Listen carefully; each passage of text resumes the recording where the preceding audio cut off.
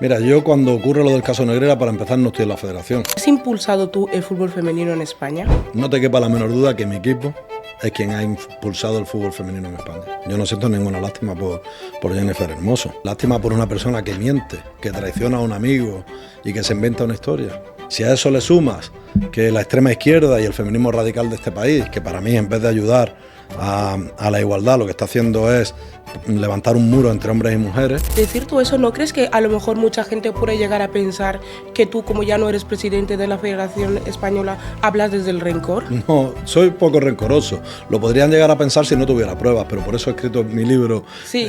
Matar a Rubiales. Empezó Javier Tebas, que era ya un enemigo mío potente, a jugar todas las bazas que tenía a su alcance para evitar que yo llegara, ¿no? Está grabado, es un hombre que ha ido a hablar con gente que trabaja en la federación, les ha preguntado si podían entrar en los servidores de la federación para sacar información sobre mí, les ha ofrecido puestos de trabajo, es decir, esta es la forma de actuar de este hombre, ¿no? Entonces espero que algún día la justicia pueda actuar contra él.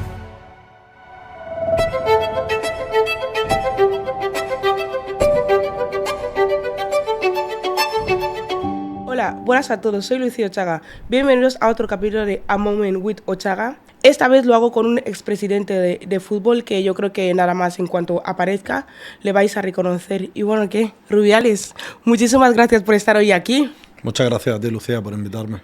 Sabes que para mí el tenerte aquí es un poco una locura porque cuando yo empecé mi proyecto nunca pensé yo que llegaría a entrevistar a un expresidente de la Federación de Fútbol y menos de la selección española, porque claro, es que es una locura para mí. Gracias por darme esta oportunidad. Nada, un placer, las cosas que tiene en la vida. Nos encontramos un día casi así de casualidad, me lo pediste y accedí y aquí estamos.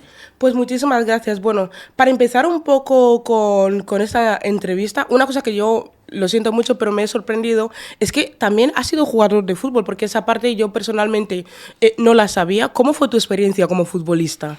Bueno, te ha sorprendido porque eres jovencita. Los que ya tienen más edad y bueno, conocen el fútbol español, sabían que fui futbolista en primera, en segunda y en todas las categorías del fútbol español. Gracias a Dios tuve la suerte de poder jugar en todas las categorías y bueno, pues una experiencia muy bonita, es verdad que superando lesiones, superando en aquella época de jugador había impagos, la cosa estaba de otra manera, ¿no? Mucho más complicada, pero bueno, pues siempre orgulloso de haber podido sacar adelante una carrera humilde, pero haber podido estar algunos de esos años, de los muchos años que me dediqué al fútbol en una categoría como la Primera División Española con grandes figuras.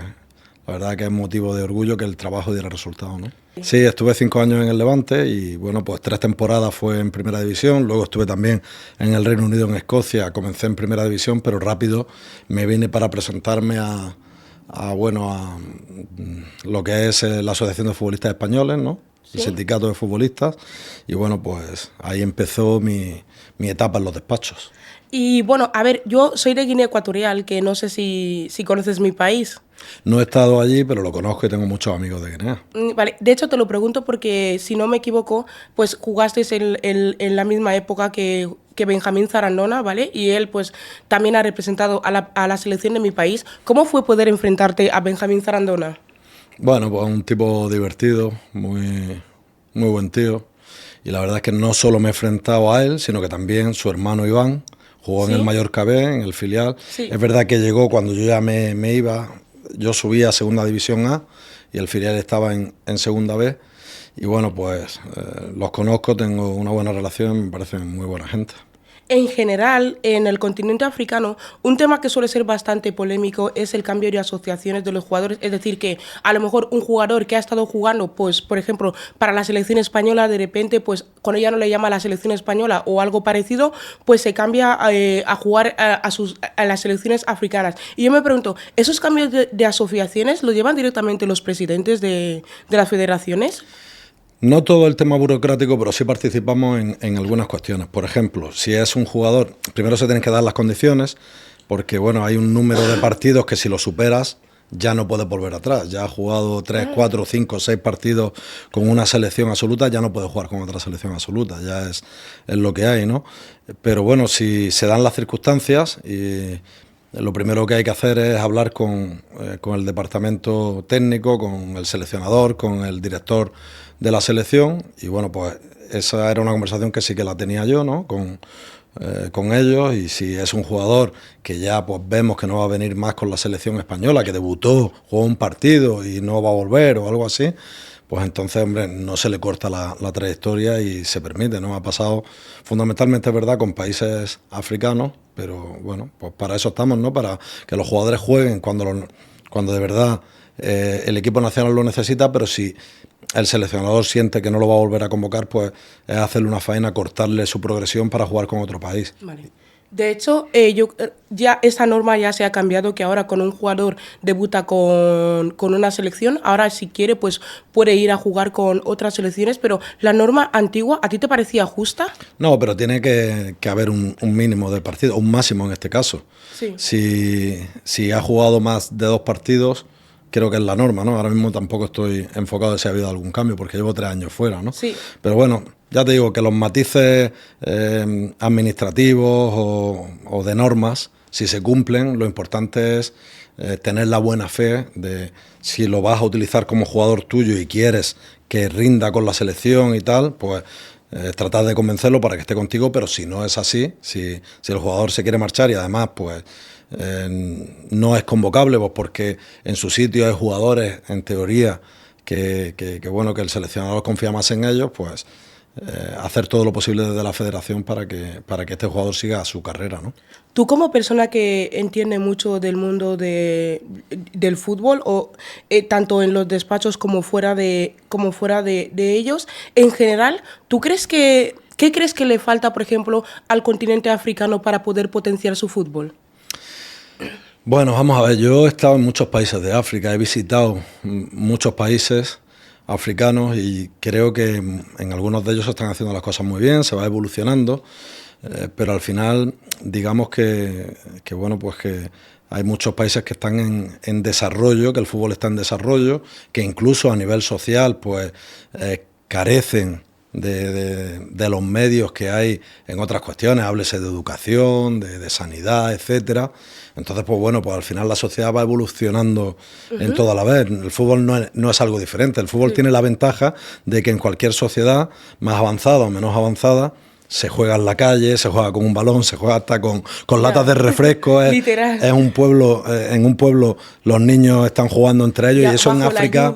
Y en África es muy común, que es el juego del pueblo, como en el resto del mundo ha sido, ¿no?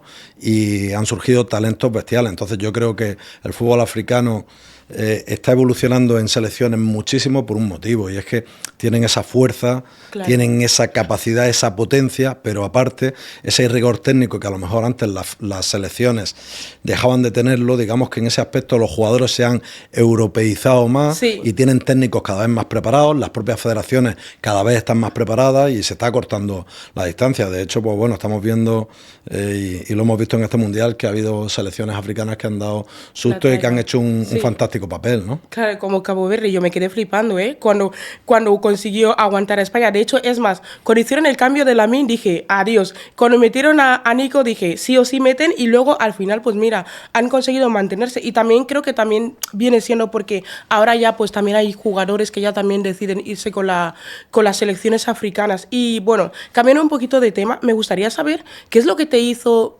decir un día, vale, aparto mi etapa de futbolista a de repente intentar llegar a ser presidente de la Federación Española. Yo no aparto mi etapa de futbolista para ser presidente de la Federación. Yo aparto mi etapa de futbolista para ser presidente de la Asociación de Futbolistas, porque como jugador en todas las categorías había sufrido impagos, había sufrido vulneración de derechos, y entonces creíamos que había un momento en el que había que hacer un cambio, una modernización, etcétera. Entonces, muchísimos jugadores confiaron en mí, pues porque siendo capitán del Levante o también participando como jugador en el Alicante, en sendos concursos de acreedores, con muchas deudas a los futbolistas, etcétera, pues lideré esa situación y digamos que pude sacar adelante para que mis compañeros cobraran, ¿no? Sí. Entonces, pues bueno, ahí se empezó a generar a nivel nacional, dentro del colectivo, pues un empuje donde me veían a mí un líder. ¿Sí? Y bueno, pues dejé el fútbol, tenía 3 años de contrato en Escocia, pero lo dejé, me vine a España y bueno, pues tuvimos que estar un año cogiendo firmas, haciendo una serie de trámites para que se convocaran elecciones. Y bueno, pues las elecciones una vez convocadas, el presidente que estuvo durante 30 y tantos años en la Junta Directiva y de presidente 23 o 24, no me da mucho caso porque no lo recuerdo, pero era Gerardo González Movilla, pues tuvo que retirarse porque era masivo el apoyo, ¿no? Ya se había hecho el voto por correo y bueno, pues de 5.000, 6.000 futbolistas que votaron, pues probablemente si no teníamos un 80 o un 85%, pues estaríamos cerca, ¿no? Entonces, pues el presidente se retiró, llegamos al sindicato, un sindicato en el que los futbolistas tenían relativamente poca... Se habían hecho algunas cosas bien, no digo que no, pero se dedicaba poco dinero para la formación porque el propio sindicato generaba 2,5 millones de euros al año. Claro, con mi gestión pasamos a 14 millones. Wow. Con 14 millones pues se creó un fondo de pensión para el día después del futbolista, se creó un fondo para sus estudios, con más de 1 millón de euros en becas, se introdujo a la mujer dentro del sindicato, que estaba fuera, digamos que evolucionó, se modernizó y se convirtió en un sindicato de referencia mundial, ¿no? Entonces, eso significa que tú eras un gran líder, y tú te lo consideras a ti mismo también.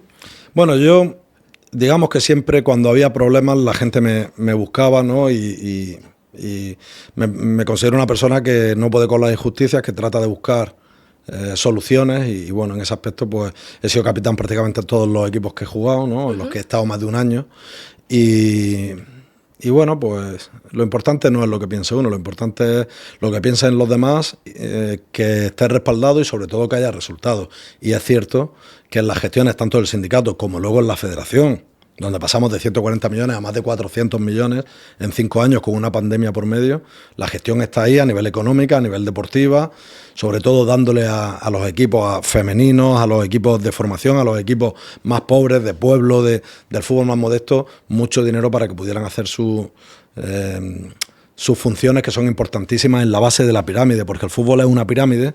Arriba llegan unos pocos, pero para eso tienes que tener, digamos, una base muy, muy fuerte, ¿no? Imagino que con eso de que has dicho que siempre has ido en contra de las injusticias, también quizás puede ser lo que te motivó a estudiar Derecho.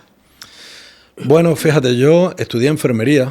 Estudié enfermería un poco por casualidad, porque me metí en INEF, en preparación física, ¿no?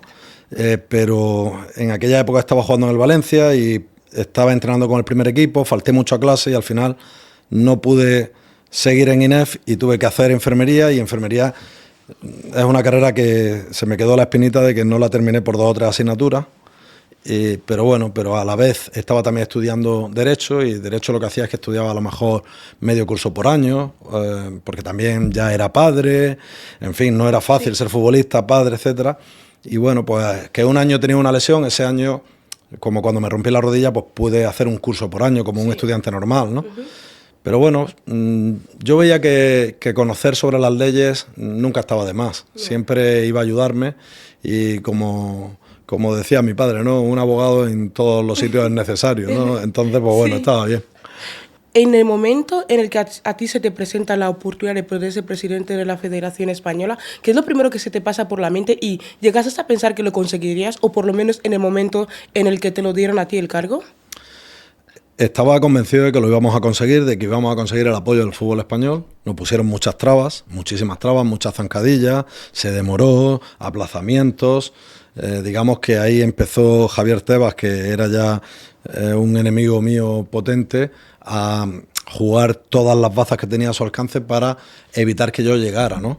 Ah, entonces tú y Tebas ya os veníais conociendo de mucho atrás. Claro, Tebas, cuando yo estaba en el sindicato, digamos que nosotros conseguimos muchas cosas que a él le molestaron. Conseguimos que los futbolistas tuvieran acceso a un fondo que venía directo de la televisión. Con eso ayudábamos a los futbolistas más desfavorecidos, los que se quedaban sin trabajo, los que tenían problemas, los que querían estudiar, etcétera, ¿no? Y claro, fue un trozo del pastel, digamos, que los futbolistas, siendo el colectivo más importante en el mundo del fútbol, pues necesitábamos pues de manera solidaria para repartir entre aquellos más desfavorecidos, ¿no? Entonces hubo una huelga muy potente donde todos los futbolistas, esa foto búscala porque por ahí está, más de 100 futbolistas detrás mía de primera división, decidimos todos juntos parar el fútbol hasta que hubiera un reparto solidario.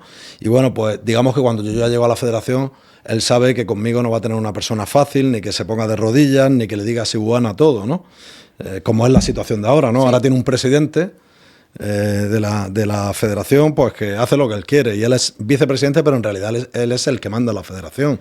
Entonces, ¿crees que independientemente de todo el escándalo que tú y yo sabemos a cuál me refiero que hubo, de cierta manera ya se buscaba sacarte también? Hombre, yo he recibido continuas querellas, todas rozando, o yo te diría traspasando las calumnias, la manipulación siempre, y eran noticias promovidas por Javier Tebas. Javier Tebas se dedica a dar muchos millones de euros a medios de comunicación desde la Liga, en concepto de marca, y bueno, pues esos medios de comunicación no hace falta ni hablar con ellos, saben lo que tienen que hacer, ¿no? No Sí. todos los medios son así, no todos los medios actúan así, hay periodistas con rigor, pero hay otros medios que no les importa publicar falsedades. Luego viene la segunda parte, que es que alguna asociación que sale de la nada, también curiosamente ligada a la Liga de Javier Tebas, pues te pone una querella. Y luego ya lo siguiente es que te tienen durante años ahí en los juzgados, y cuando sales inocente, pues el desgaste ha sido tal Ya. que en realidad no compensa, ¿no? Claro, Compensa sí, porque entiendo. obviamente demuestras que eres inocente, Que- pero estás continuamente con una cruz, ¿no? Cargada y además basada en falsedades. Esa es la forma de actuar que tiene Javier Tebas. ¿Crees que, bueno, como según dices tú, crees que el hecho de a lo mejor tú haber sentido que no contabas con todo el apoyo del presidente de la Liga también pudo, o sea, eso también pudo contribuir a que muchos de los proyectos que tú tenías pensados no siguieran adelante? Bueno, pero para mí no tener el apoyo de la Liga o del presidente de la Liga es que él tampoco tenía mi apoyo en muchos proyectos, ¿no? Eso es normal porque los intereses son diferentes y entonces cada uno lucha por sus intereses. No se trata para mí de eso, se trata de cómo luchas por tus intereses, de cómo luchas por lo que tú crees. Entonces este es un hombre que, y lo digo porque hay audios y está grabado, es un hombre que ha ido a hablar con gente que trabaja en la federación, les ha preguntado si podían entrar en los servidores de la federación para sacar información sobre mí, les ha ofrecido puestos de trabajo. Es decir, esta es la forma de actuar de este hombre, ¿no? Entonces espero que algún día la justicia pueda actuar contra él, porque es una persona que esa es su forma de actuar, ¿no? A ver, yo te iba a preguntar realmente qué opinión tenías de Javier Tebas, pero yo creo que ya con lo que has dicho, pues más o menos ya... Un tipo que es muy trabajador, eso es la parte positiva, y lo demás es que es muy mala persona, es capaz de cualquier cosa, ¿no? Es un tipo que no entiende el deporte como una lucha de iguales, sino que si te puede hacer zancadillas, te las hace, ¿no? Y al decir tú eso, ¿no crees que a lo mejor mucha gente puede llegar a pensar que tú, como ya no eres presidente de la Federación Española, hablas desde el rencor? No, soy poco rencoroso. Lo podrían llegar a pensar si no tuviera pruebas, pero por eso he escrito mi libro, Sí. Matar a Rubiales, donde vienen bastante especificados que él urdía planes y que luego pues había denuncias, etcétera, ¿no? Y todos estos audios están transcritos y se ve que efectivamente es un hombre... Además, yo creo que el problema que él tiene, no sé si es porque en el colegio lo pasaría mal, o le quitarían el bocadillo en el recreo, le harían bullying, o yo no lo sé por qué, pero es un hombre con muchos complejos, ¿no? Y siempre necesita estar, digamos, respaldado y que todo el mundo alabe lo que hace, ¿no? Cuando en realidad, pues para mí es un gestor desastroso, ¿no? Yo te quería preguntar sobre el caso Negreira. O sea, ¿tú crees que se podría haber evitado de alguna forma? Mira, yo cuando ocurre lo del caso Negreira, para empezar, no estoy en la federación. Entonces, claro, evitado. Si hay una persona que quiere hacer con un club algo y los dos están de acuerdo y lo hacen, a espaldas de la federación es muy complicado. Pero bueno, luego si quieres entramos más en detalle sobre eso. Vale, tras el escándalo con la jugadora Jennifer Hermoso, ¿vale? De cierta manera, pues llegó un momento en el que ella dejó de ir a la selección y muchos medios, pues se decía que ya no iba a la selección justamente por eso que había pasado. De cierta manera, pues tú te has llegado a sentir lástima o te has llegado a sentir mal que al final a ella la dejaran de llamar por un periodo de tiempo con la selección absoluta. Lástima por una persona que miente, que traiciona a un amigo y que se inventa una historia. Yo no siento ninguna lástima por Jennifer Hermoso. Tampoco siento rencor porque no soy rencoroso. Simplemente la ha sacado de mi vida. Era mi amiga, es una persona que ha mentido. Para empezar, fue una cuestión totalmente espontánea y permitida. y ha mentido, y en segundo lugar, bueno, todo lo que ha montado ha sido pues un poco en connivencia con Irene Paredes, con Alessia Putellas, con aquellas jugadoras que me pidieron la cabeza del técnico de la selección y que no se las di. Y por rencor dijeron, ahora es el momento y ahora van a caer los dos. Si a eso le sumas que la extrema izquierda y el feminismo radical de este país, que para mí en vez de ayudar a la igualdad lo que está haciendo es levantar un muro entre hombres y mujeres, porque no es igualdad ir contra un hombre, ¿sabes? Pues ese feminismo radical actuó de manera visceral y además creando una situación totalmente paralela, una realidad paralela. Es que lo que ocurrió fue una celebración de un mundial que cuando ganas un mundial o te toca la lotería o surge algo así, pues hay abrazos, se levantan como ella me levantó a mí, hay besos y no tienen ninguna situación de maldad, mucho menos de intención sexual. Es decir, no siento ninguna pena y además te digo otra cosa. Yo creo que ahora tampoco está yendo a la selección. Yo ya no estaba en la federación, ni tenía nada que ver ni con los técnicos ni con nadie. Es decir, para mí ha sido una historia de victimismo, de ahora no me llaman. Están de alguna manera vengándose. Si Luis Rubiales no está en la federación ya. Y ahora que no va, hay un presidente que me parece todo menos un amigo. Me parece otro mentiroso más, ¿no? Una persona que ha salido públicamente, Rafael Luzán, diciendo que la relación entre él y yo era siempre muy tensa, muy difícil. Y tengo 200 mensajes de él diciéndome, haciéndome la pelota a diario de una manera que me daba hasta vergüenza, ¿no?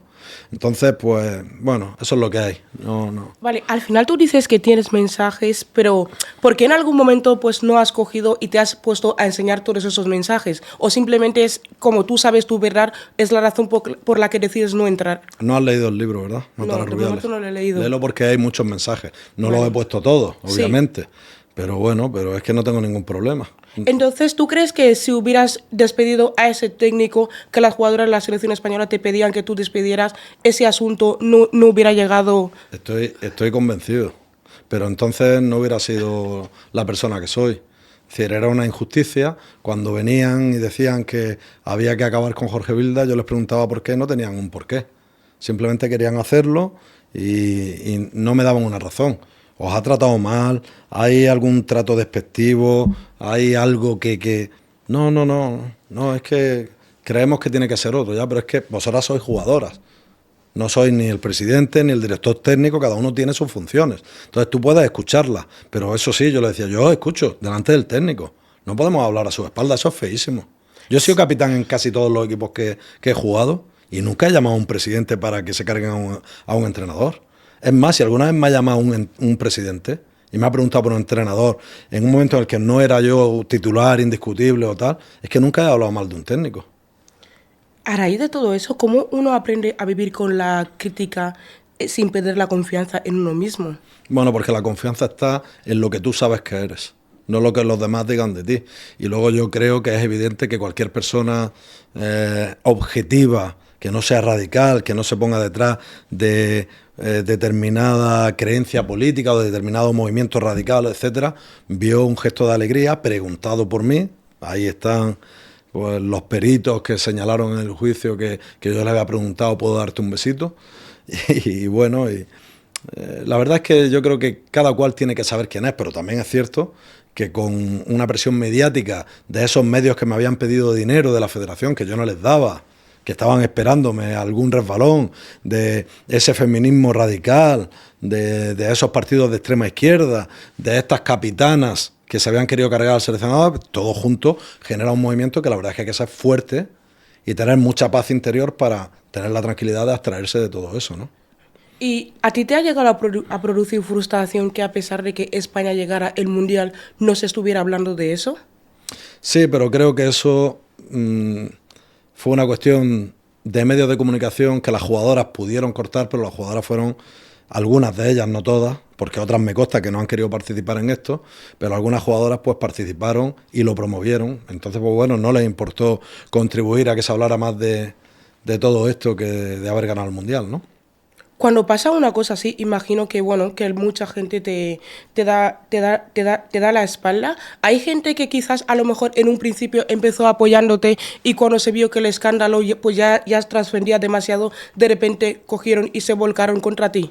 Ocurren las dos cosas, ¿no? Más que contra mí, ¿no? Hay el miedo, hay muchos mensajes de vaya tontería, esto no sé qué mala es la gente, que no sé cuándo, y luego los borraban. Pues sí, tenía cientos de mensajes borrados, pero bueno, pero también he tenido la enorme suerte de gente, incluso algunos que no esperaban, pues que han estado a mi lado. Mira. Y que me han llamado y me han dicho te apoyo, o soy mujer, esto es una barbaridad, esto es una mentira, o esto es un montaje, o iban a por ti. Es decir, que hay las dos cosas, ¿no? Cuando subí el reel contigo y la gente pues me daba opiniones, también me decían, ¡guau, Luis está acabado! ¿Tú crees que estás acabado? No, yo soy un hombre muy feliz, tengo mis negocios, tengo mi formación, tengo mi experiencia y bueno, y tengo muchos años, si Dios quiere, y me da salud, pues para vivir y seguir siendo un hombre feliz. ¿Y quieres seguir formando parte del mundo del fútbol de alguna forma? Yo ahora mismo únicamente pienso en mi familia, ¿Sí? en mi día a día, en cómo saco adelante a mi familia con mis negocios y en hacer justicia. Esos son los 3 pilares que me mueven en el día de hoy. Y vale, como presidente de la Federación Española, ¿cómo es el tomar decisiones y tener que lidiar pues con opiniones contrarias? Bueno, es parte del día a día. También toman muchas opiniones exitosas. Por ejemplo, pasas los ingresos de la federación dedicados al fútbol femenino de 2,7 millones a 27. Y gracias a eso, a que ponemos cocineros, a que ponemos médicos, a que ponemos los mejores viajes, a que les damos derechos de imagen, a que les damos las mejores primas de la historia, etcétera, a los mejores campos, todo, pues gracias a eso y a su calidad, son campeonas. Porque si hubieran seguido la misma inversión en el fútbol femenino no hubieran sido campeonas del mundo. No hubieran podido ser campeonas porque iban en inferioridad a otras selecciones. En cambio, conmigo como presidente, con mi equipo, fueron con superioridad a todas. No había ningún staff como el nuestro. El nuestro era el superior en número de profesionales dedicados en cuerpo y alma a ellas.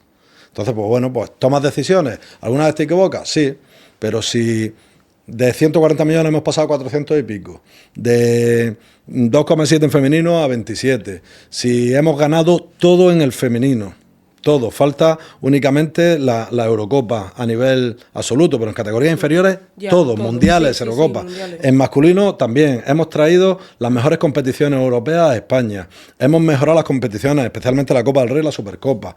Sí, creo que hemos hecho muchas cosas bien, que también hemos hecho cosas más, pues claro, pero bueno, pero es que para eso hay que gestionar. ¿Crees que has impulsado tú el fútbol femenino en España? No te quepa la menor duda que mi equipo es quien ha impulsado el fútbol femenino en España. No te quepa la menor duda. O sea, no lo dudas ni siquiera ni un instante. No, es que hay un plan estratégico en el que cuando llegamos hay 40.000 licencias femeninas y nos proponemos en 3 años superar las 100.000. Sí. Hubo un parón por la pandemia, sí, ¿vale? Pero cuando me marcho, es decir, a los 5 años ya había más de 100.000, entre 100 y 120.000 licencias. Eso no es casualidad, es que hay que ir a los colegios, hay que dar una dotación económica a las federaciones territoriales en cada región de España, dirigidas a captar niñas que empiecen ya a jugar desde muy pequeñas. Entonces, ese es un trabajo que lo hicimos nosotros, que dedicamos mucho dinero a eso, creyendo que había que hacerlo y sin duda, pues hoy en día la cantera se ha multiplicado por 3 o por 4. Y a día de hoy, ¿cómo estás viendo la evolución del fútbol femenino en España? ¿Crees que va en decadencia o que están continuando tu legado, por así decirlo? A ver, yo creo que se dejaron unas bases muy potentes, que se dejó muchísimo dinero en caja en la federación y desde luego, a poco que se mantenga parecido, pues va a seguir habiendo buenos resultados. Pero también es cierto, y me consta pues que bueno, que hay menos dinero dedicado al fútbol femenino, que hay menos dinero dedicado a las federaciones territoriales, que hay menos dinero dedicado al fútbol de cantera, y eso pues tendrán que explicar por qué. También la gestión se ha quedado estancada. Es decir, hay contratos muy importantes firmados, como el de la Supercopa en Arabia Saudí, como la propia gestión de la Copa del Rey, que ni eso lo han mantenido, se la han cedido a la Liga. Le han cedido a la Liga un contrato que sacaba la federación de entre 40 y 50 millones de euros, se lo ha cedido a la Liga a cambio de 15 o 16 millones de euros. Entonces, son cosas que no tienen explicación, que está haciendo, bueno, sí tiene una explicación, que es un presidente arrodillado ante Javier Tebas, que es lo que quiere Javier Tebas, ¿no? Cuando los españoles se quejan de que la Supercopa, por ejemplo, no se juega en España, ¿a ti te parece bien o crees que trae algún tipo de beneficio? No, tiene que hacer... los análisis no pueden ser tan sencillos. Hay que buscar el porqué. ¿Por qué se lleva la Supercopa a Arabia Saudí? En primer lugar, los clubes de primera división no querían que se jugara Supercopa, me pidieron que se eliminara. Sí. Era un torneo totalmente prescindible, que molestaba incluso al comienzo de la temporada en el mes de agosto. Entonces se quita el mes de agosto y se pone en diciembre o en enero, para que todos los clubes tengan un espacio en el que puedan hacer su pretemporada sin ningún tipo de problemas, ¿no? Porque la final de la Supercopa la jugaban los campeones de Liga y Copa, y hasta 2 o 3 meses antes no se sabía quién era el campeón de Copa. Sí. Entonces no podían preparar bien la pretemporada. Entonces se lleva afuera. En España no hay nadie que apueste con la fuerza necesaria por eso, y se lleva fuera. Nos dan 40 millones de euros más todos los gastos. Con esos 40 millones de euros, la mitad aproximadamente, unos 20, se dedican al fútbol más modesto. Que hay mucha gente que dirá, es que los aficionados quieren ver la Supercopa. Yo también querría ver la Supercopa aquí en España. Pero ¿sabes lo que pasa? Que esos mismos aficionados han abandonado el fútbol más modesto. El fútbol de tercera división, de segunda federación, etcétera. Era un fútbol, yo jugaba en tercera división con 4.000 o 5.000 personas en el campo. Y ahora van 150 o 200 o ni eso. Entonces, estos clubes, ¿quién cuida de ellos? Esta base de la pirámide que yo decía, ¿quién cuida de ellos? La federación es la única, el de fútbol es la única federación española que no recibe ni un céntimo del Estado. Es decir, el gobierno no le da ni un euro a la federación de fútbol. A todas las demás sí, pero a la de fútbol no. Entonces, al final necesitamos ese dinero. Punto 1. Punto 2. Estábamos peleando por organizar un mundial. Eso fue idea mía. Y lo peleé yo, sin ninguna ayuda del gobierno. Sin ninguna ayuda de nadie más. Con mi equipo, con el equipo de la Federación de Portugal en un principio, y luego cuando se sumó la de Marruecos. Era muy importante para nosotros tener la Supercopa en el extranjero. Es decir, por allí pasaban e invitábamos a muchos presidentes y secretarios generales, donde les explicábamos el proyecto del mundial. Y ganamos muchos apoyos. Es más, Arabia Saudí iba a competir contra nosotros y la convencí, yo personalmente, convencí a Yasser, al presidente de la Federación de Arabia Saudí, para que se presentaran a la de 2034. ¿Vale? Entonces, al final, pones en valor un muy buen torneo, la Copa del Rey de 14 fechas o 15 fechas la baja a 8 o 9 fechas, con lo cual también cuidas de la salud de los jugadores. Y bueno, pues es mucho más dinero, más espectáculo, y renuncias a algo que los clubes no querían. También es cierto, digamos que con la expectativa de que en el futuro la Supercopa vuelva a España. Esa era mi mentalidad. Si tuvieras la oportunidad de volver a coger, de volver a ser presidente de la federación, ¿la volverías a coger?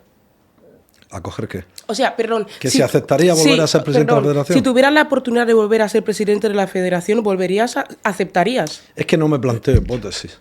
Para mí es hacer trampa. Es como cuando me preguntan, si pudieras volver atrás y estuvieras en Sydney aquel día, ¿harías? Sí. Mira, ya las cosas son así. Yo nunca he tenido mala fe ni mala intención. Sé que me he equivocado en cosas. Por ejemplo, lo de Sydney me equivoqué más en una cuestión protocolaria.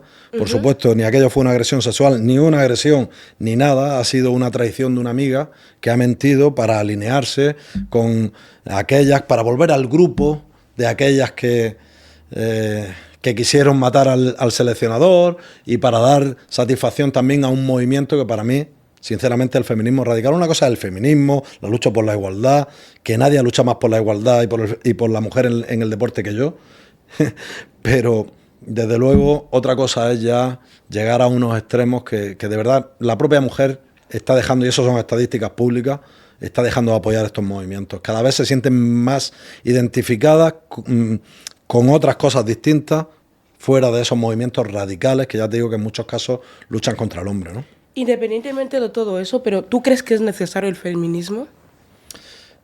Mira, yo lo que creo que es necesario es la igualdad de oportunidades, sabiendo que obviamente no genera lo mismo el deporte masculino en algunos casos que el femenino. También hay otro deporte en algunos casos que genera más el femenino que el masculino, como pues natación sincronizada o este tipo de cosas. Las mujeres son líderes y los hombres ahora se están empezando a incorporar, ¿no? Incluso en equipos mixtos. Sí. Bueno, yo te digo que el movimiento se demuestra andando. Y hay mucha gente que habla, muchas políticas que ni conocían a una jugadora y salieron en tromba a defender yo no sé qué, pero el que llegó y multiplicó por 10 el presupuesto para la mujer fui yo. El que llegó y nombró una vicepresidenta por primera vez en la historia fui yo. El que llegó y nombró a aproximadamente el 50% de mujeres directoras de departamento fui yo.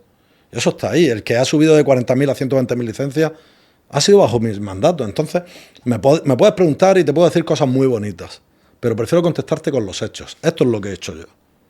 Y otros que hablan mucho y otros gobiernos que presumen de feministas dan 0 euros al fútbol femenino. 0 euros. Y nosotros, durante los años que yo he estado, ha habido muchas federaciones territoriales que cobraban o nada o algo simbólico para que todas las mujeres pudieran practicar fútbol de manera gratis. Tendíamos una alfombra para que vinieran cuantas más chicas a practicar deporte. Digo chicas porque vienen en edades muy tempranas. Sí. Uh-huh. Una cosa que también quería preguntarte es que, a ver, también pues hay gente que muchas veces también ha comentado de no, es que no tenía una buena actitud, que por ejemplo, no sé si un episodio que pasó en el palco con la reina, a esa gente ¿qué tienes que decirle?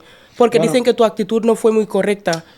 Pues que llevan razón, fue incorrecta porque efectivamente decirle con gestos al seleccionador ole tus huevos, que es lo que le dije, pues bueno, pues no es correcto. Entonces pues me disculpé y llevan razón.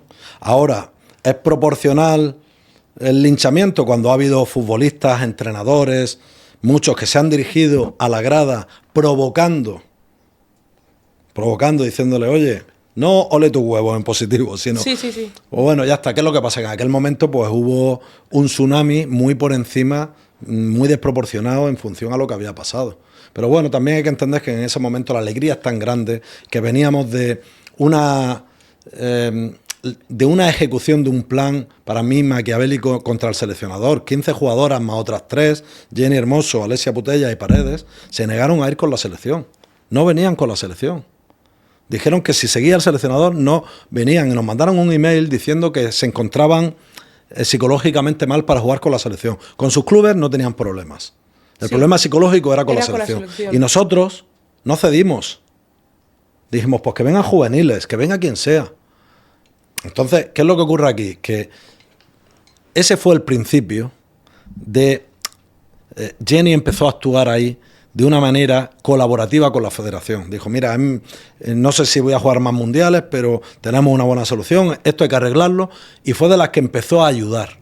Y otras, como Irene Paredes, como Alessia Putellas, como Patrick Guijarro, como, bueno, alguna más, se mantuvieron fuera. Entonces, ¿qué pasa? Que cuando aquello se solucionó y se hizo un equipo trayendo a algunas 3 o 4 o 5 de las que pidieron perdón y volvieron, y otras que no nos habían abandonado, se creó ese equipo, pero las que se habían mantenido de manera más férrea no perdonaban a Jenny.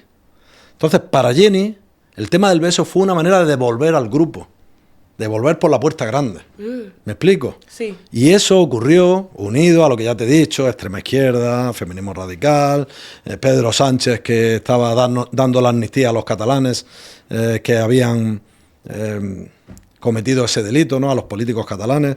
Bueno, pues todo aquello que ocurrió y que interesaba echar mucha leña al fuego para que no se hablara de otras cosas. Y a día de hoy, ¿cuál es la mayor lección que has aprendido de toda esta experiencia? Bueno, yo he aprendido lecciones, pero igual hay otros que también tienen que aprender. Yo me he mantenido en la verdad.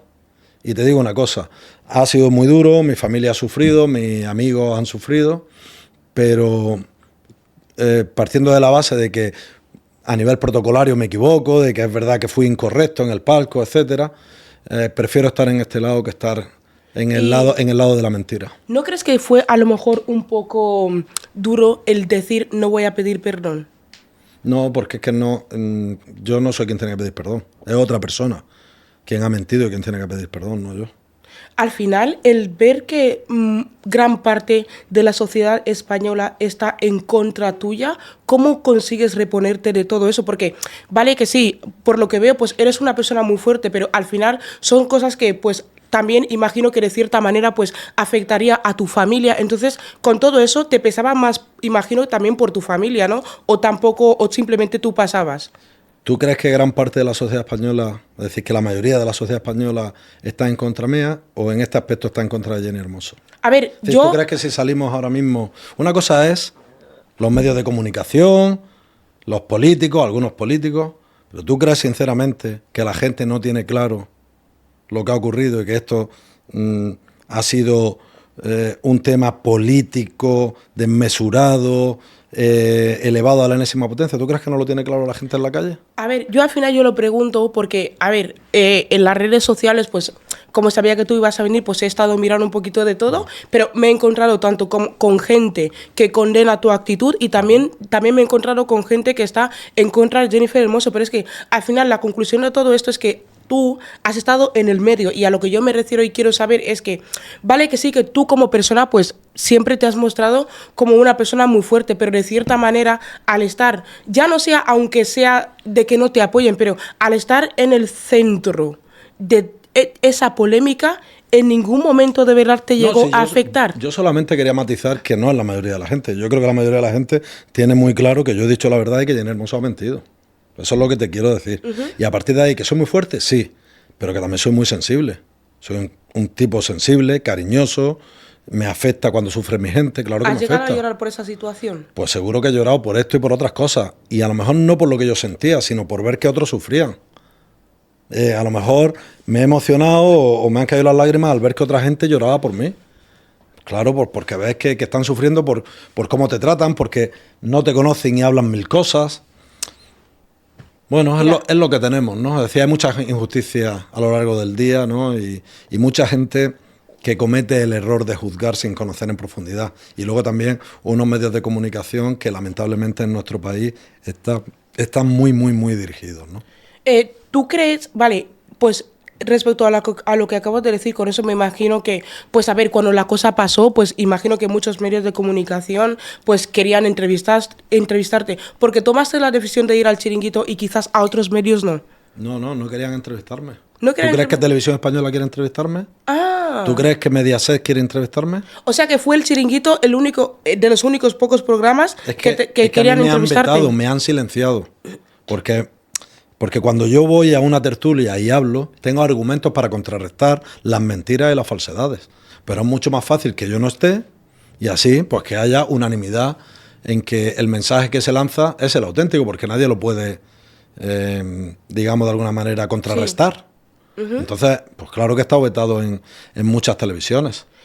Bueno, yo creo que ahora mismo pues quizás la gente solo conoce al Rubiales a raíz de esa polémica, pero realmente, ¿quién es el Rubiales que hay detrás de toda esa polémica que hubo después de ese Mundial? Mira, para empezar, la gente del mundo del fútbol sabe lo que Luis Rubiales ha hecho por el fútbol. Sabe un club humilde que percibía 3.000 euros, por ejemplo, en tercera división y que llegó a percibir 60.000 euros. Claro que sí, obligándole a pagar, a estar al día con la agencia tributaria, a tener gente dentro del club, porque había clubes muy humildes con un presidente que hasta lavaba la ropa, ¿no? Tener gente dedicada al tema administrativo, a cumplir con todos los jugadores hasta el último día, etcétera. Es decir, nosotros hemos ayudado a todos los clubes, masculinos y femeninos y de cantera, que han pasado de recibir el fútbol no profesional, 8 millones cuando yo llego, 8 millones, a 137. A 137. Entonces, la gente del fútbol sabe cuál es mi gestión. Los resultados deportivos, ahí están. Sí. Algunos malos, pero muchos muy buenos. Especialmente en el fútbol femenino, pero también en el masculino. Y bueno, y luego el resto de la gente, yo siempre digo una cosa. Mira, nosotros en nuestra vida tenemos un 0,01% de personas que conocemos que están en nuestro círculo. En nuestro círculo. Algunos de ellos más cerca y otros no. Este círculo es el que me importa a mí. El 99,99% que está fuera, yo no los conozco. Que me gustaría que supieran cómo soy, que me gustaría que supieran la verdad, que me gustaría que no me difamaran o que yo pudiera en algún momento contrarrestar noticias falsas que salen en los medios a diario. Pues claro que me gustaría, pero como es imposible tampoco puedo perder el tiempo ni volverme loco con eso, ¿no? Voy a hacer una pregunta. A nivel personal, ¿tú crees que Negreira ha favorecido al Barça? Mira, es que eso está en UEFA, y esto quiero que quede muy claro, gracias a mí. Aquí prescribía, y entonces yo le ordené al secretario general, a Andreu Camps, que hiciera un dossier. Es más, Andreu Camps, el presidente del CTA, y creo que alguien de jurídico, no sé, o alguien más del CTA, viajaron a Nyon, a la sede de UEFA. Estuvieron horas declarando allí, explicando el dossier. Cuando salieron las noticias de que Negreira, hijo, gente vinculada a Negreira, acompañaba a árbitros a los estadios y demás, hicimos no sé cómo decirte, una especie de test, ¿vale?, a todos los árbitros que tenían que contestar. Todo esto se mandó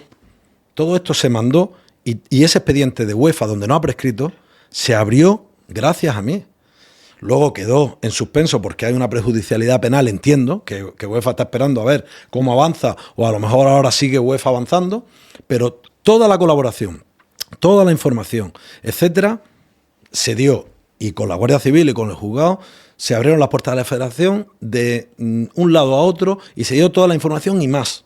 Toda la información más. Entonces, mire usted, yo no sé hasta dónde va a llegar esto. A mí ya me parece suficientemente grave, es grave, que un club, sea quien sea, pague a un integrante del CTA. Esto es muy grave. Entonces, ¿tú crees que el Barça sí que pagó a Negreira? No, vamos a ver, que el Barça pagó a Negreira unas cantidades durante X años. El Barça se defiende diciendo que por unos conceptos, y el Barça tiene todo el derecho del mundo a pelear por su presunción de inocencia. Ahora es UEFA y es también el juzgado de lo penal quien tiene que decidir si eso es delito o no, si es irregular en el caso del fútbol o no, si lleva sanción o no, y yo ahí no puedo entrar. No puedo entrar, además soy abogado y tengo que defender tanto la presunción de inocencia como también pues todas aquellas acciones llevadas a acusar por parte del Real Madrid o de quien sea. Pero que quede claro, punto uno, que no conocíamos nada, que nos hicieron preguntas genéricas como nos hacían decenas o cientos cada año sobre un montón de gente del mundo del fútbol. Punto dos, que el código ético no puede sancionar en España, es ilegal sancionar por el código ético, que da igual lo que dijera el código ético, que aún así se cambió antes de que nos llegara cualquier pregunta a Negreira, se cambió porque pilló y fue casualidad en ese momento. Y punto 3, que esto está en UEFA gracias a la Federación Española. Entonces, esto es así, la Federación ha actuado, te lo digo claramente, en esto voy a ser súper objetivo, pero también tengo que darle al César lo que es del César. La Federación, los técnicos, jurídicos, Secretaría General, etcétera, han actuado 10 sobre 10. Y esto es falso. Y ya pasando a hablar de un tema completamente diferente, el fútbol español ahora mismo, ¿tú cómo lo ves? Es una pregunta muy genérica, pues no lo sé. Como aficionado lo veo, me divierto viéndolo. No solo el español, sino también las competiciones europeas, y ver que hay equipos como el Rayo Vallecano que han estado muy cerca de ganar una competición, ¿no? Y siempre a los grandes equipos españoles. Este año el Atlético de Madrid ha llegado más lejos, pero también el Fútbol Club Barcelona y el Real Madrid suelen llegar muy lejos, o el Villarreal, o el Betis, el Sevilla. Bueno, pues que tenemos el Celta, tenemos grandes equipos, tenemos mucha formación. Creo que ahora, durante el Mundial, pues a todo el país volcado con la selección, y oye, pues yo creo que el fútbol es el deporte más bonito del mundo, es una pasada. Y en eso coincidimos tú y yo. Yo estoy enamorado totalmente del fútbol. Al haber sido tan futbolista, ¿vale? Hay muchísimos jugadores que están tratando, que están exponiendo públicamente el tema de la salud mental. ¿A ti eso te parece bien? Bueno, cuando yo empecé a jugar al fútbol ya a un nivel semiprofesional, con 16, 18 años, yendo a las categorías inferiores de la selección española o estando ya en clubes, en filiales de clubes de primera división, ya empezaba por allí la figura. Recuerdo, estando en el Valencia Club de Fútbol, José Carrascosa fue de los pioneros en España del psicólogo, ¿no? Uh-huh. Y yo creo que en cualquier ámbito es importante la cabeza. Es más, yo te diría que es lo más importante. En el mundo del fútbol tienes que tener unas condiciones técnicas, unas condiciones físicas, se pueden mejorar, pero en todo en la vida la cabeza es lo más importante. Entonces, claro que la salud mental es importante, y yo creo que en la medida en que alguien quiera hacerlo para dar ejemplo, para generar, yo creo, la comprensión, darle la importancia que tiene, darle la visibilidad que tiene, ¿no? Pues bueno, si lo hacen con esa intención y está bien hecho, desde luego pues hay que respaldarlo. Aparte de la importancia que se le está dando a la salud mental, otro tema que suele ser muy recurrente, sobre todo en la Liga Española, es el tema del racismo que sufren algunos jugadores en los campos de fútbol. ¿Tú qué opinas al respecto? Yo creo sinceramente que España tendrá defectos y que habrá un porcentaje pequeño de gente indeseable que juzgue por el credo, por la raza, por el sexo, por lo que sea. pero yo creo sinceramente que en el mundo del fútbol, es que yo estaba en un vestuario como el del Levante, donde habíamos, creo que eran 17 nacionalidades, donde había de África por lo menos de 6 o 7 países africanos diferentes. Había de Guinea, de Costa de Marfil, ¿de dónde más? De Camerún. De Camerún creo que era Melloncé, teníamos, pues ya ves tú, a Sylvain Ndiaye, teníamos a Olivier Capó, qué pedazo de futbolista Olivier Capó. Es que Olivier Capó, que me escribo con él prácticamente a diario, hermano, ¿cómo estás, hermano? Con Félix Etienne, hermanico también, es decir, yo tengo muy buenos amigos que quiero mucho, africanos, de otros países de Europa, latinoamericanos, ni te cuento un montón porque he jugado con muchos. Que haya algún descerebrado que haga este tipo de cosas, pues bueno, pues ojalá se puedan corregir. Pero sinceramente, creo que nuestra sociedad es más abierta que otra cosa. Yo también opino que la sociedad es más abierta, que de hecho, por ejemplo... Me alegra mucho, porque yo te iba a preguntar tu opinión.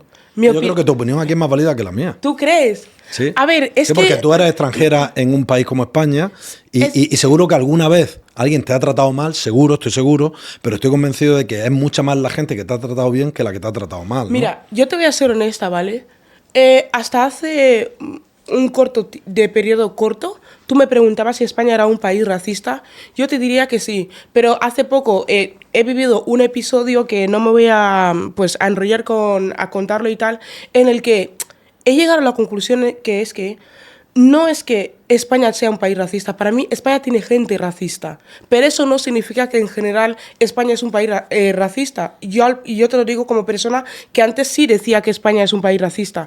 Pero ¿qué pasa? Que yo, efectivamente lo has dicho tú, mira, parte de lo que yo soy, al final, donde yo he crecido, ha sido en España. Pues es por los españoles que yo he ido conociendo y me han ayudado. Yo, por ejemplo, mira, yo cuando estaba en el instituto, a mí me dijeron los profesores se reunieron con mi familia para decirles que, mira, es mejor que Lucía haga una prueba de grado medio porque no va a poder llegar a bachillerato, ni mucho menos va a poder llegar a la universidad. Y yo recuerdo que una de las personas que se plantó fue un español, porque el Ayuntamiento de Fuenlabrada tiene un programa que ayuda muchísimo pues, a los jóvenes que les cuesta el estudiar, etcétera, etcétera, que se llama Trama, que yo la recomiendo un montón, que la gente vaya si son de Fuenlabrada, y él les dijo que sí que confiaba en mí y que si él se tenía que poner el ayudarme, lo haría. Y mira, gracias a Óscar, yo a día de hoy puedo decir que estoy en la universidad. Es que claro, eso es el compromiso de querer ayudar a un tercero. Sí. Y cuando tú vienes de otro país y hay aunque es verdad que en Guinea Ecuatorial el español, el castellano, lo habláis bastante, ¿no? Sí, pero bueno, bastante. Es verdad que las expresiones son diferentes, sí. Que cuando tienes que hacer un análisis sintáctico, morfológico, sí. Y demás, pues se nota un poquito y hay una dificultad añadida, ¿no? Pero esas dificultades hay que superarlas. Si cada dificultad viene y te dicen no lo hagas porque para ti va a ser más difícil, oye, pues si es más difícil redoblo esfuerzos, ¿no? Ya. Y ya está. O sea que yo creo, sinceramente creo, y yo es que, claro, es que para mí el vestuario era mi casa. ¿Hay racismo en España? Eso es algo que no podemos decir que no hay. Mira, yo te voy a decir una cosa, ¿vale? Hay racismo hay racismo en todo el mundo. Ya lo sé, pero es que, mira, te voy a decir una cosa, ¿vale? Yo, desde que vivo fuera de España, me fui a mí obligada a bajar a España. Yo te voy a decir que en un mes, te lo prometo que mínimo, y por bajarlo, te voy a decir que bajo a España un mínimo de 3 veces en un mismo mes, ¿vale? Y yo te prometo que si bajo... porque lo echas de menos, ¿eh? No, a ver, sí, porque yo no lo niego, yo amo España, es que amo España... Una pregunta que te quiero hacer yo. Dime. ¿Tú crees que el racismo es siempre de blancos a otras razas o los blancos pueden sentir el racismo en un país donde son minoría? Yo creo que se tiene la ideología de que el racismo al revés no existe, pero honestamente yo pienso que también sí existe, se da al revés. Pero simplemente que, pues hablando, se supone que no podemos decir que no existe, porque, a ver, hay, por ejemplo, no sé si le conocerás, está Josele, ¿vale? Que estuvo trabajando también en la selección de mi país, que se llama Anzalang Nacional, que no sé si conocerás sobre ella. Pues también tuve aquí a Josele, y Josele me comentó que es cierto que gran parte de la población pues de Guinea le trató muy bien, pero que también sufrió racismo. A ver, creo que al final cuando tú vives en un país que no es el tuyo, siempre te van a pasar cosas. Pero a lo que yo me refiero es que a nivel personal, yo en el instituto he sufrido racismo. De hecho, por ejemplo, es una de las razones por las que a mí me gusta el fútbol, porque yo te prometo que el fútbol pues hizo que yo no sufriera muchísimo racismo en el colegio. ¿Por qué? Porque yo cuando empecé a jugar en el recreo al fútbol con los chicos, pues esa gente me decía, negra de mierda o tal o tal o tal, los chicos ya empezaban a defenderme de, oye, no te metas con mi amiga. Y seguramente que si no, yo no hubiera cogido y metido a jugar a fútbol, pues esa relación que yo emprendí con mis amigos que hice en el instituto y con el colegio, jamás la hubiera tenido. Pero yo cada vez que yo vengo aquí en España, te prometo que en el aeropuerto de España... Yo creo que siempre... Y me alegro que el fútbol te ayudara en eso. Porque, yo te lo prometo, porque el fútbol va de eso. El fútbol va de competir, de mejorar, de ganar, de todo lo que tú quieras, pero también de unir. Y en el vestuario, y yo hoy en día es que te digo que entre mis 20 grandes amigos del mundo del fútbol, que jugando desde que tengo uso de razón hasta los 32 años que me retiré, de mis 20 grandes amigos, hay, pues por ejemplo, africanos hay 5. Es que te prometo sí, y de Europa del Este hay 2 o 3. Y de Latinoamérica hay otros 5. Y españoles otros 5. Es decir, que al final... ¿Por qué? Pues porque, sobre todo en primera y en segunda división, y en un club como el Levante fichaba muchísimos extranjeros, entonces muchísimos africanos. Entonces tengo una relación, ya te digo, con 3 o 4 africanos, es que hablo prácticamente a diario, es que tenemos una relación espectacular, con algunos latinoamericanos exactamente igual, y con algunos españoles, ¿no? Europeos, etcétera. Te prometo que para mí el fútbol es algo maravilloso. Asiáticos lo que menos, porque es que aquí a la Liga Española no venían asiáticos a jugar en mi época, pero bueno. El fútbol es algo maravilloso y de hecho quizás la gente me puede llamar loca, para mí sería una actividad que tendría que ser obligatoria, porque es que te lo prometo que de forma indirecta, el deporte en general, todo lo que sea un deporte de equipo, yo en este caso, pues me enfoco más en el fútbol porque fue mi experiencia, pero es que yo te prometo que la gente se metía un montón conmigo, me decían muchísimas cosas, pero es que te prometo que yo, en cuanto empecé a jugar a fútbol en los recreos con mis amigos, que se convirtieron en mis amigos, te prometo que mi infancia cambió radicalmente. Te prometo que empecé a sentirme incluida en el momento en el que yo empecé a jugar a fútbol con ellos. Me alegro mucho. Y por eso yo estoy en plan, estoy súper agradecida al fútbol. De hecho, por ejemplo, hoy en día me ves aquí sentada por lo mucho que me gusta el fútbol. Yo te prometo que te digo una cosa, ¿vale? Yo creo que si no fuera que yo tengo muy claro, porque en esta vida solo tengo claro una cosa, y es que a mí me gusta el fútbol y que quiero ser periodista. Y si no fuera por esas cosas, creo que la mitad de las cosas que yo he conseguido en mi vida jamás las hubiera conseguido. A mí me llegas a decir que yo tendría el valor de coger e ir a vivirme a otro país para poder pagar la universidad, es que no lo hubiera hecho, porque yo soy la persona, te lo prometo, más mierica del mundo, pero es que siempre cuando se trata de fútbol es que es con tanta pasión y me gusta tanto, y luego recuerdo todo lo que me ha ayudado a mí a nivel que siempre me motiva un montón. Yo no creo que seas miedica, es decir, todos tenemos miedo y se trata de superarlo. Si tú lo superas, es decir, lo contrario a ser un descerebrado, ¿sabes? Entonces yo creo que tú eres una persona que tiene miedo, que lo afrontas y lo superas, pero ¿quién no tiene miedo? Y cuando seas madre ya verás. Si quieres ser madre, cuando seas madre y tengas tus hijos, vas a tener miedo cada día de tu vida por lo que les pueda pasar. Entonces, pues, al final, ¿qué haces?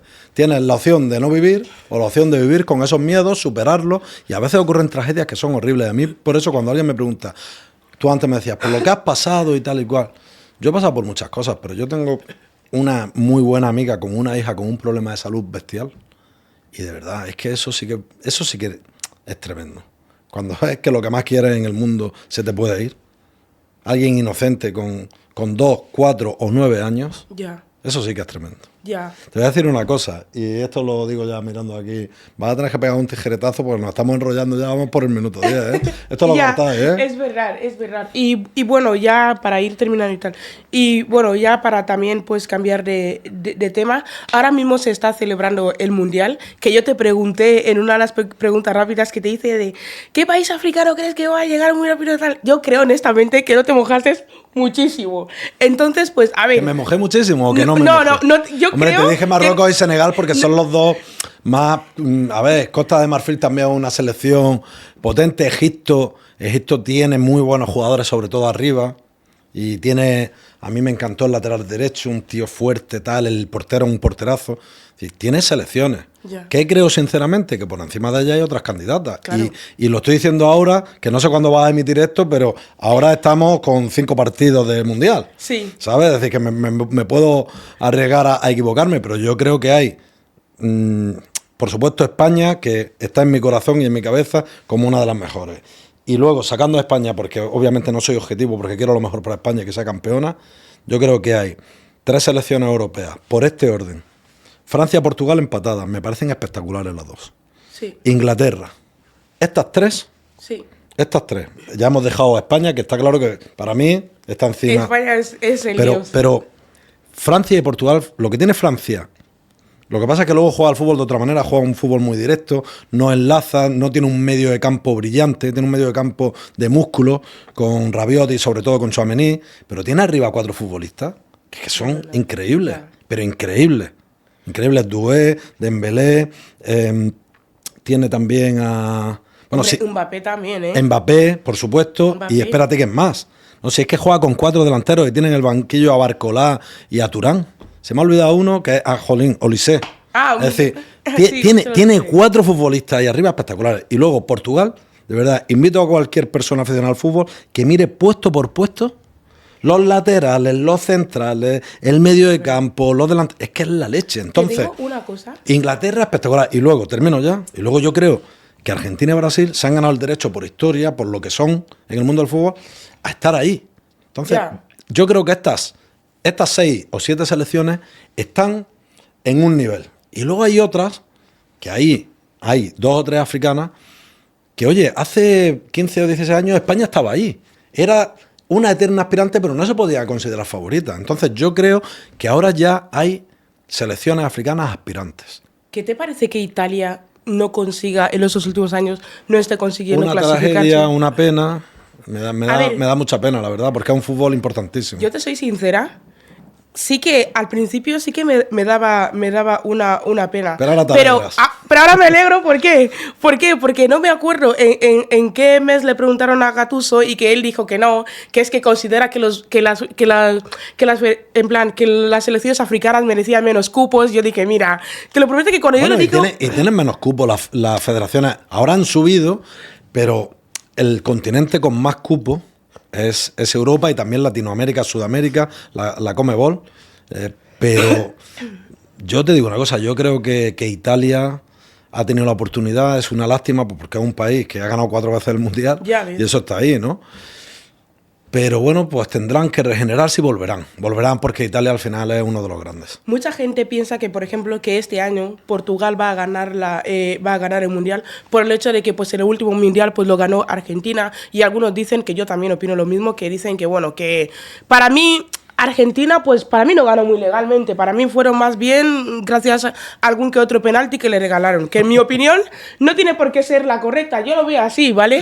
Yo soy amante de Cristiano Ronaldo, vivo por, y para CR7 no te lo niego. O sea, a ti te gustaría ganar a Portugal, ¿no? Mira, o sea, yo te voy a ser honesta, ¿vale? Mi orden va así. Yo, ante todo, para mí, me gustaría que gane cualquier selección africana. Luego de ahí, quiero que gane España, porque al final, todo lo que soy a día de hoy, en parte, Portugal, es gracias a España. Por eso, porque al final, para mí es muy importante la persona que a mí me ha mantenido. Entonces, también España forma parte de eso. Pero no te digo que a mí, si no gana España, me súper encantaría que la gane Cristiano Ronaldo. Bueno, que la gane Portugal. Y si si has dicho Cristiano Ronaldo, vale, porque sí, es Cristiano Ronaldo. Me súper encantaría que la gane Portugal. Y hay mucha gente que a lo mejor me ha dicho, ¡buah, Lucía, yo pienso que va a ganar Portugal porque el año pasado ya la ganó Messi y como que van a intentar amañarlo para que gane Portugal? ¿Tú piensas que puede ser posible? En plan, es que siempre como que se generan pues teorías conspirativas alrededor de Messi, alrededor de Cristiano. Entonces, ¿tú crees que Portugal puede llegar a ganarla? Yo creo que Portugal puede llegar a ganarla, pero sin teorías conspiratorias o como las quieras llamar, ¿no? Yo creo que Portugal, lo he dicho antes de esta opinión tuya o de tus amigos, ¿no? Sí, es que hablo un montón de fútbol con mis amigos. Y otra cosa más que te quería preguntar es que, a ver, no sé si tú te enteraste, que yo quiero imaginarme que sí, de lo que pasó entre Senegal y Marruecos, que al final, pues que en el campo gana Senegal, pero por haberse retirado, etcétera, etcétera, al final, pues ahora mismo la Federación Africana de Fútbol ha decidido que la ganadora pues sea Marruecos. ¿A ti esa decisión te parece que fue...? Africana no, FIFA, ¿no? Perdón.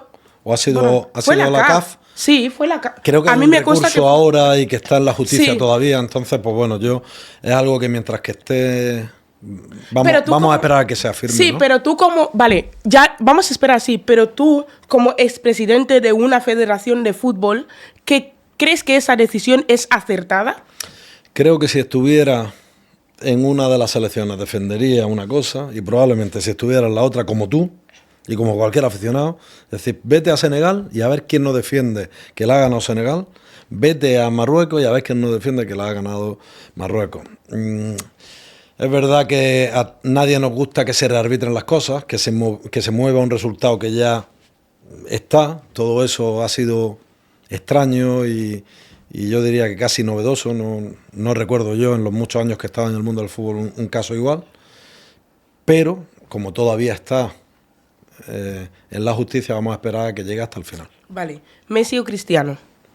No quiero elegir, es que son fantásticos los dos, yo solo he podido jugar contra uno, pero los dos son espectaculares, cada uno a su manera, y no me quedo con ninguno porque los dos son espectaculares. O sea que no podrías elegir por nada del mundo. No, porque mira, yo he jugado contra Messi varias veces y lo he tenido que marcar, y creo que es una fuerza de la naturaleza, una persona tocada con la varita y con unas condiciones increíbles. Uy, yo creo y creo que Cristiano Ronaldo, aparte de ser una fuerza de la naturaleza y de tener unas condiciones increíbles, creo que la mentalidad, el trabajo, el ejemplo que es día a día para cualquier profesional es bestial. Es decir, creo que Cristiano, el efecto que produce en su alrededor, en sus compañeros, es bestial. Porque si tú ves a un tío que es un número uno, trabajando como trabaja, todos los demás dicen, jolín, yo tengo que trabajar lo mismo o más que él, ¿no? Entonces creo que los dos son grandísimos futbolistas, buenos profesionales, son increíbles. No quiero elegir. Y ya para ir cortando la entrevista, la última pregunta que te quería hacer es que ¿quién es el mejor africano que tú has visto para ti? El mejor jugador africano que tú has visto. Es que ahí voy a barrer para casa porque, claro, yo he visto jugadores, como habéis visto todos. Sí. He visto jugadores increíbles. Bueno, me acuerdo que Robert Milla nos deslumbró a todos con aquellos goles y Samuel tal. Eto'o, O Pogba, en ese Barcelona. Además, Eto'o lo conozco, he jugado contra él también. ¡Hala! Y bueno, creo que esos son jugadores de otro nivel. Pero yo te voy a hablar de Olivier Capó, que la gente no lo conocerá tanto. Jugó en la Juventus, jugó en el Everton y aquí en España jugó conmigo en el Levante. Siendo jovencillo lo cedió la Juventus. Y, jolín, yo lo veía y yo alucinaba. Aparte era un tío que era como Michael Jordan. Es que lo veía y tenía una morfología perfecta, tenía un cuerpo para hacer deporte espectacular, perfecto, y hacía unas cosas, le pegaba el balón, era increíble. Y luego, pues, no llegó a ser lo que... Fíjate, es que la verdad, en la Juventus confiaban en él como un jugador de época. Era un jugador increíble, ¿no? Y son jugadores que a veces no alcanzan ese nivel que tú sí les ves, que en el día a día los ves hacer cosas. Oye, que le voy a pegar allí y que va a entrar por allí, pum. Y que voy a hacer esto. Y que te tiran 3 caños a 3 jugadores distintos en un momento. Pero es verdad que, bueno, pues de los que han jugado aquí en España hay muchos, pero quizás Samuel Eto'o sea de los mejores, sí. Yo también opino lo mismo. Es que yo creo que como Eto'o, ninguno. Pero es que ninguno. La verdad, para mí Eto'o es un jugador que, para mí, en España, es el pionero de los jugadores africanos. Voy a llegar a mi casa y me voy a acordar de 2 o 3 africanos que no he dicho, con los que juegan en contra y tal, y me va a fastidiar un montón. Me va a fastidiar. Y que digan, a mí no me has dicho, ¿no?